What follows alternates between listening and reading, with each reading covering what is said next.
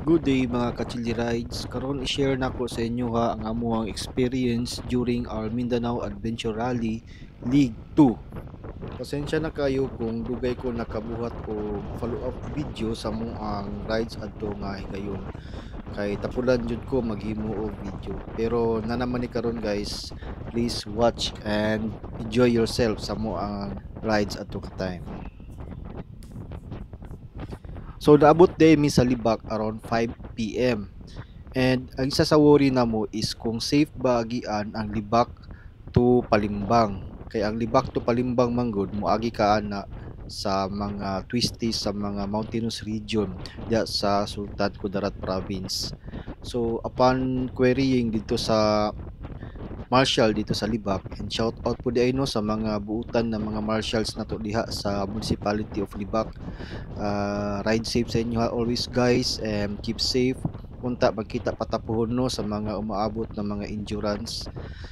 And ang ilahang gi-advise sa mo man good is much better daw nga makaagi mi diri sa dalan from Kalamansig to Palimbang kanang dili pa daw ngit-ngit. So since 5 p.m. na mi sa Libak, nagdali-dali gyud mi og pack up o proceed sa amuang next destination, which is ang Palimbang.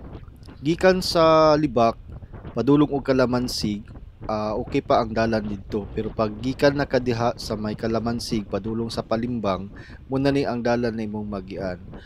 Generally fair man ang kalsada no, sementado, tapos lapad man pud ilang kalsada, 2 lanes nga semento. Ang kuyaw lang diri guys is moagi ka sa mga bukid na area diri sa Palimbang. And literal gyud siya nga wala kayo mga tao, wala kay mga balay-balay sa iyang magian mga kalsada. So ang worry man gud namo ani no nga in case nga magka-trouble min sa kalsada tapos walay mga balay-balay, maglisod mi og pangayo og rescue. Almost 70 kilometers man pud good ang distansya from Kalamansig to Palimbang based sa Google Map.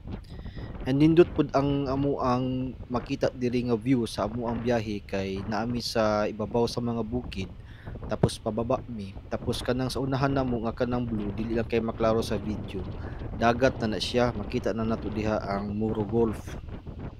Pero nindot ang kalsada diri guys, simentado man siya, tapos ang bantayanan lang ninyo diri is naay mga portion nga danlog tungod sa mga lumot nga nagdevelop da sa kilid sa mga kalsada labaw na sa shouldering. And isa pud sa bantayan nato diri is ato ang mga brake. Naay mga nindot diri nga mga vista point, sama aning makita nato diri sa left side namo karon. Makita nato diha ang dagat ug katong murag isla nga gitawag nila og Balot. Actually duha day kabuk Balot Island diri sa Mindanao, naa diri sa may Sarangani province ug naa po diri sa may Sultan Kudarat tapat sa Palimbang. So naay nag-chat sa kuha after ko nag-post sa FB nga nindot po daw laagan diha. Sa gilang idol no, mulaag dami diha pohon pag makalugar mi. Malikan namo ng Palimbang. Kay isa gyud sa amo ang gikamahayan diri is ning agi mi diri nga pangit-ngit na. So wala kay namo na appreciate gyud ang total beauty sa area from Kalamansig to Palimbang. Wala man pud gumi laing choice kundi maningkamot mang jud mi nga mas ma-extend pa namo amo ang mileage sa amo ang day 1 sa amo ang endurance, para sa pagka day 2 at least nami leverage kung magkatubol-tubol manggaling mi, dili pa kay mi maiwit sa endurance.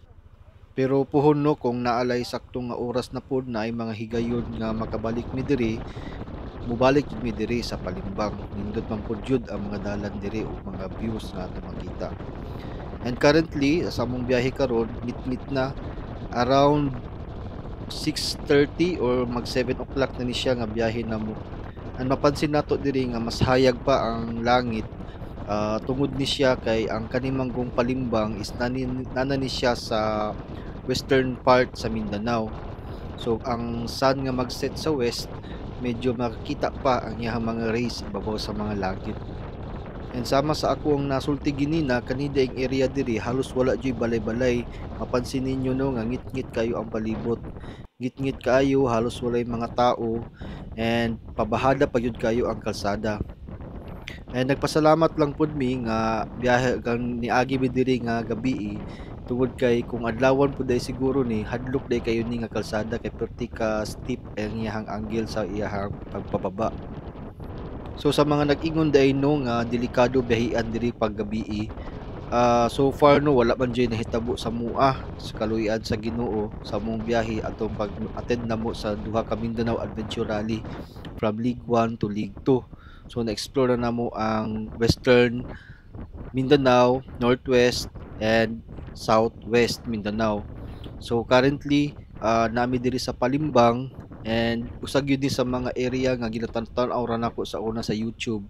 Nagdahom ko nga unta makaabot ko aning area nga nakamotor.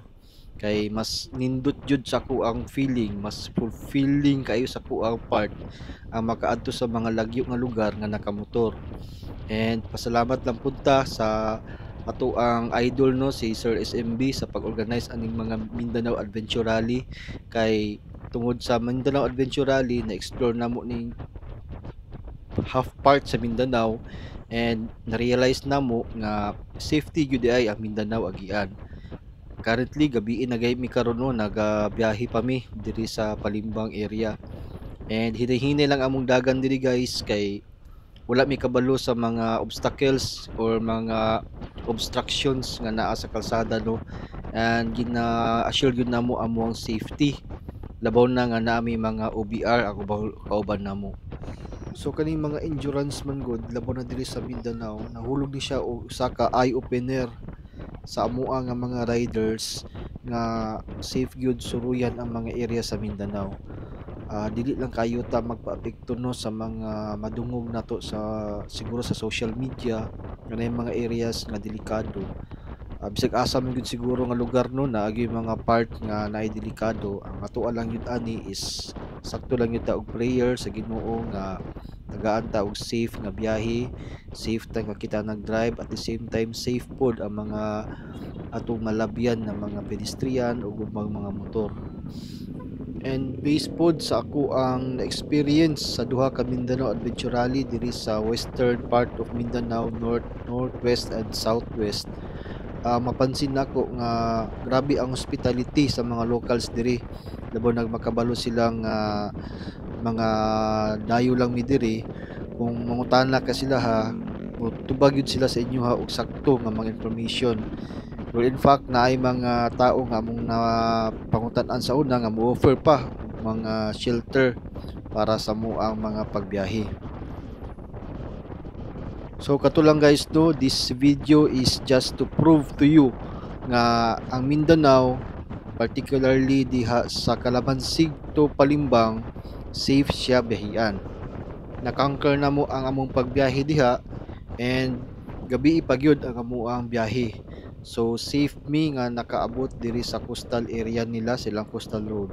And that's all lang guys no. Salamat kayo sa inyong pagsubaybay sa ato ang mga video. Ride safe and peace out.